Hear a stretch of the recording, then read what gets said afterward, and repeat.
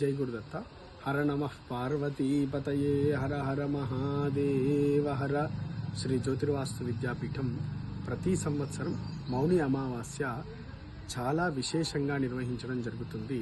ప్రతి సంవత్సరం ఒక అత్యద్భుతమైనటువంటి తీర్థానికి వెళ్ళి అక్కడ అమ్మవారితో పాటుగా తీర్థస్నానం ఆచరించి తరిస్తూ ఉన్నాం. ఈ సంవత్సరం ఆశ్రమములోనే శారీరక సంస్కారంతో పాటు మానసిక సంస్కారాన్ని పొందేటువంటి అతి విశేషమైనటువంటి సేవా వైశిష్టము అనేటువంటి కార్యక్రమాన్ని నిర్వహించుకొని తరించబోతూ ఉన్నాం.